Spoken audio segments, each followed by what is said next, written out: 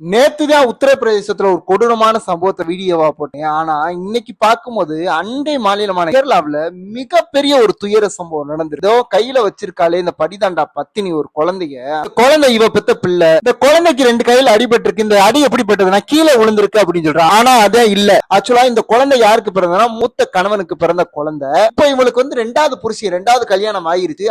அந்த கணவனுக்கும் ஆல்ரெடி ஒரு திருமணம் ஆயிருச்சு. ஆக்சுவலா இவங்க 2வது புருஷன் 2வது பொண்டாட்டி பாக்குறீங்களா. இவன் 2வது புருஷன். இவன் பேர் அஸ்காரு. இவன் யாருன்னா போலீஸ் காவல் நிலையத்துல வாகன ஓட்டியா வேலை பார்த்திருக்கான். இவன் தான் என்ன செய்யறானா போதையை போட்டு இந்த பச்சில குழந்தை கைய உடைச்சு உடம்பெல்லாம் நான் குடிச்ச சிகரெட்னாலேயே சூடு வச்சு கொடூரமா ஒவ்வொரு நாள் சித்திரவதைப்படுத்திருக்கான். இவ பேர் அகிலா. அதை பெத்த தாயான இந்த அகிலான்றவ ரசிச்சிருக்கா. இந்த குழந்தையோட முகத்துல மிகப்பெரிய ஒரு பாரம் தெரியுது. வாய் இருந்துச்சுன்னா அங்கிள் என்னை காப்பாத்தி கூட்டிட்டு போயிருங்கன்னு கூட சொல்லியிருக்கும் போல. அதனால வாய் பேச கூட முடியல. 1.5 வயசு குழந்தைக்கு என்ன தெரியும்.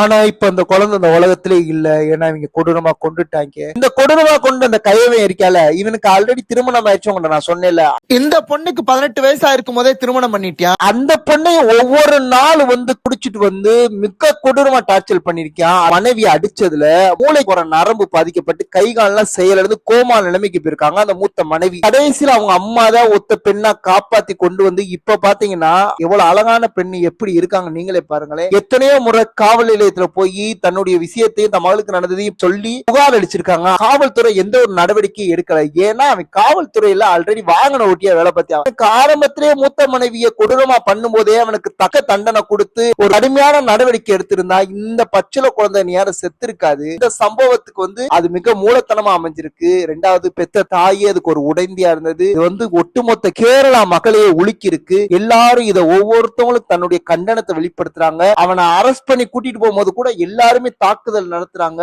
வீடியோல என்னாலேயே சரியா பேச முடியல. நான் தொண்டையை அடைக்குது. ஒரு கொடூரமான மனித உலகத்துல நம்ம வாழ்ந்துட்டு இருக்கோன்றதையா நம்ம பேசுறோம். இதை பத்தி நீங்க என்ன நினைக்கிறீங்கன்றத கமெண்ட் பண்ணுங்க. இவங்களுக்கு என்ன மாதிரி தண்டனை கிடைச்சா, தண்டனை நம்ம நாட்டுல கிடைக்காது. பார்ப்போம்.